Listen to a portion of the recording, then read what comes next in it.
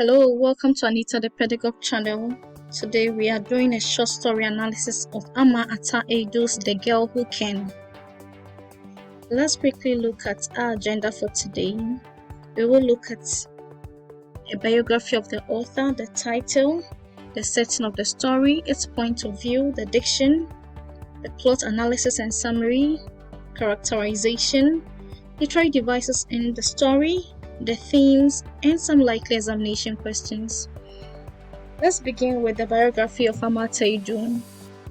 She is Christina Ama Ata Aidoo, a Ghanaian author, poet, playwright, and academic. She was the Minister of Education under the Jerry John Rawlings administration. Aidoo began to write seriously while an honors student at the University of Ghana. She won early recognition with a problem play, The Dilemma of a Ghost, in 1965. Aidoo herself won a fellowship at Stanford University in California. She returned to teach at Cape Coast, Ghana in the year 1970 to 1982 and subsequently accepted various visiting professorships in the United States and Kenya. In 2000, she established the Martin Foundation to promote and support the work of African women writers. Let's move on to the title. The title, The Girl Who Can, foreshadows a story with a female protagonist who persists. Ama Ata Aidoo uses the 7-year-old girl Adwoa to highlight the strength of a woman in a subtle but convincing manner. The setting of the story. The place the story is set is Hasoji in the central region of Ghana, and the time spans over weeks. The point of view. This story is written in the first-person narrative point of view. The narrator of the story doubles as the main character of the story. She uses a lot of first-person pronouns, I, we, us in her narration, enabling us to identify the point of view. The diction. The choice of words is basic English language because it is narrated by a child, Adwoa. In addition, there is a lot of imagery and descriptions. There is also some transliteration from the local dialect to English by the character Nana. For example, you say what? And let me touch wood. All these are transliterations from the local Akan dialect to English. The plot analysis. The exposition. The story begins by recounting events through its main character, Adwoa, a 7-year-old girl. She introduces the story set in Hasoji, which she asserts has fertile soil for the yielding of crops. There was also an abundance of food crops, so we see that her grandmother Nana complained when she did not finish her meal. The rising action. Adwoa shares her challenges which form the conflict in the story. Her first issue is that she has ideas and thoughts she ponders over which she cannot communicate appropriately. This internal conflict troubles her as she explains that any time she communicates, her issues are laughed at or no adult is ready to give her a listening ear. Nana would usually laugh in an intimidating manner or caution her to never, but never to repeat that. Ama Ata Aidoo highlights this plight of children generally through this character. The next issue that Adwoa recounts is the conflict that happens between her two favorite people, her mother Mami and Nana. Nana condemned the legs of Adwoa while Mami defended them to be good. According to Nana, Adwoa's legs were too thin for a girl because her legs did not have meat on them with good calves to support solid hips to be able to have children. In addition, Nana did not say positive things about Adwoa's father. Looking at such a man, we have to be humble and admit that after all, God's children are many. This gives the impression that Nana is not supportive of the marriage or relationship of Mami and Adwoa's father due to a physical disability or just his appearance. Mami couldn't beat Nana in this argument, leaving Adwoa, who listened on, sad. She tried to investigate the legs of women in the village to check if they all had Nana's requirements for legs, but Adwoa was not successful with this. Next, Ajua raises the issue of Nana and Mame's position on girl child education. Nana explained that education is a waste of time, while Mame disagreed because, as an illiterate, she felt locked in some kind of darkness.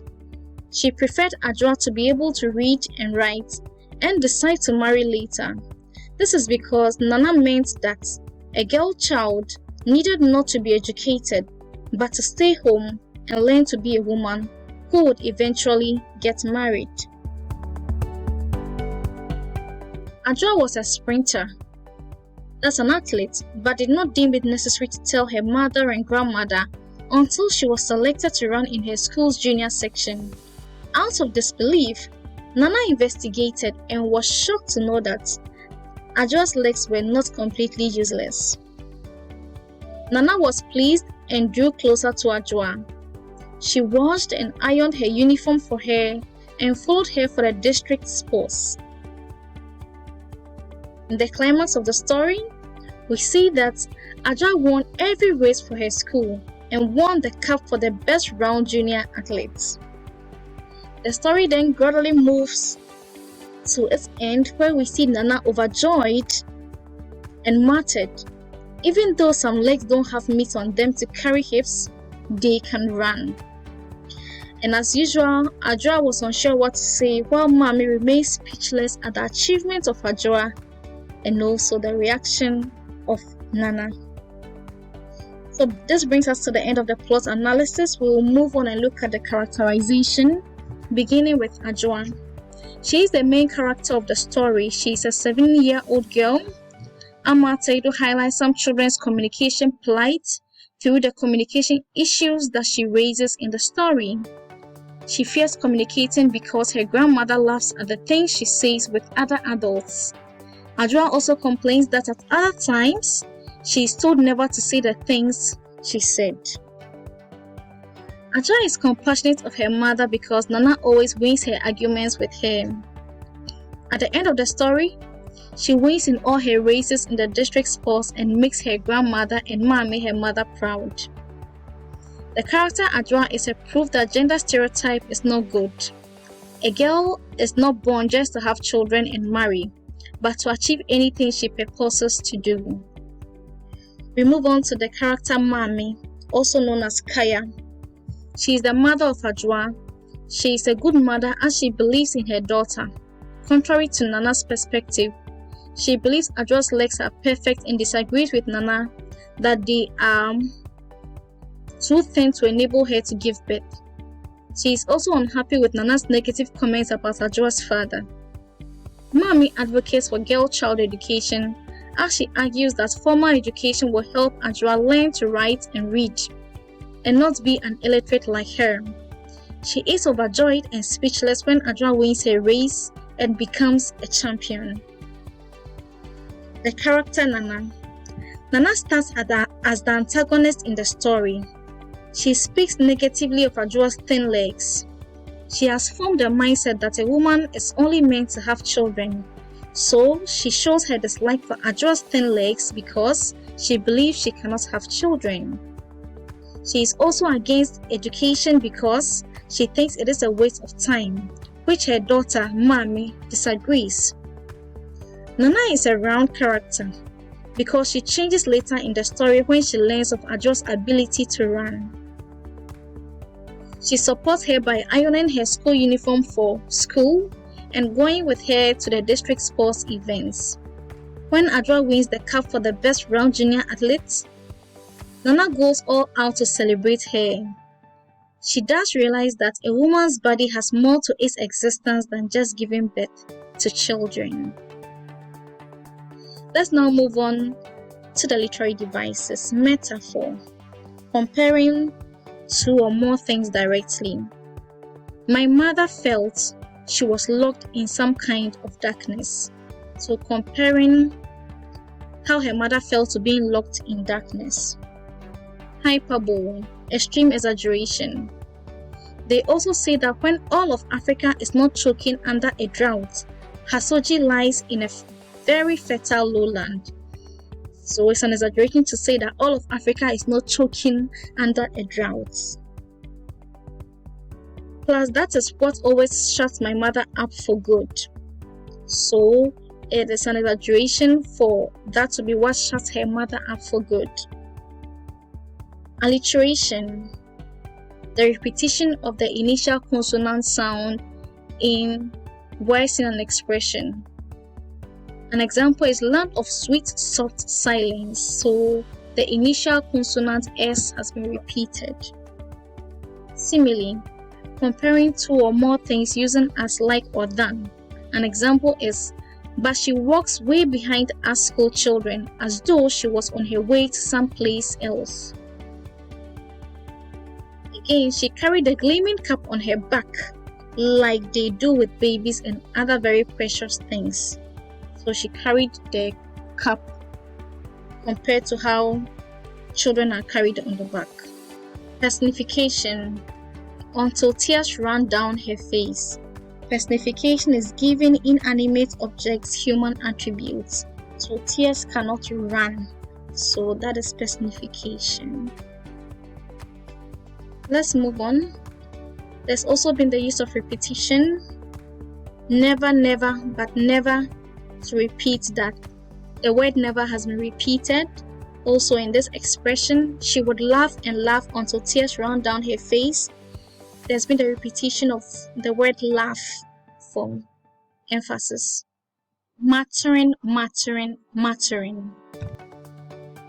Paradox. Paradox is a statement that appears to contradict itself but can be true upon a second thought. An example is, or else they would have laughed so much at what I'd said they would have cried. So here the contradiction is laugh so much so that they would have cried. So laughing and crying is what makes this statement a paradox. Let's move on and look at rhetorical question. So a rhetorical question is a question that doesn't demand an answer. And there are some rhetorical questions used in The Girl Who Can. An example is, then you know what happens. And at that performance on whatever I'd said. In any case, what do I know about good grown-ups and bad grown-ups? How could Nana be a good grown-up when she carried on so about my legs? Thin legs can run, then who knows? There's also been the use of onomatopoeia, using words to imitate sounds. Mattering, mattering, mattering. So mattering is a sound that is being made here. It's mattering. Also, you can hear the cloth creak when she passes. So creak, creak is the onomatopoeia. Let's move on to the themes of The Girl Who Can. The first theme I would like us to look at is every person was created for a purpose. So God created everybody for a purpose. Each person has something positive for the world and inspires others. Nana criticized the legs of Ajua so much and said they were useless because they could not support her to give birth. But as the story unfolds, Ajua's legs cause her to win a cup of achievement in running. She makes her school and family proud. This story directs us to see good in people and not to look down, body shame and discourage people because of their appearance or disability. Another theme I would like us to look at is promote girl-child education or feminism. Formal education should be given to all children as a fundamental human right. In addition, due to some societal norms, people have stereotyped a woman's place to be married and having children. According to Nana, but if any female child decides to come into this world with legs, then they might as well be legs. A woman must have solid hips to be able to have children. So, due to this, Nana believes education for a girl is a waste because a woman is meant to have children. Again, we see the argument of Nana and Mame on education, highlighting the darkness and lack that formal education brings, and the hope and light that Mame hoped for Ajua, which is to be able to read and write and to take a marriage decision when she's ready. Girls deserve to be in school just like boys because they also have a purpose and a potential. In the end, the title The Girl Who Can says it all, that A girl's place isn't just having children, but a girl can also do other things that they purpose to do. Another theme I would like us to look at is the plight of children.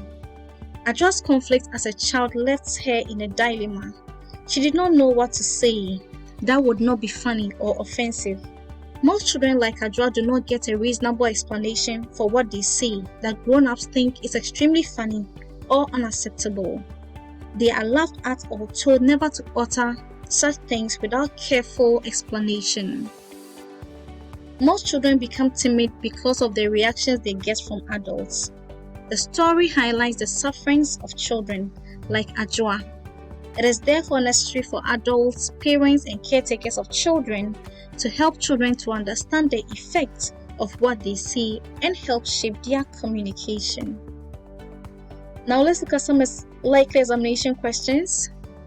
How would you describe Adwoa as a character? What were the controversial opinions that Nana and Mommy had on girl-child education? What is the setting of the story? Describe 3 characters from the story. Mention and explain 2 themes of the story. Identify any 5 literary devices in the story. Why was Nana disturbed about Adwoa's legs? This brings us to the end of our lesson today. Do like, share, comment, and subscribe to this channel. Until I come your way again, keep learning and be the best version of yourself.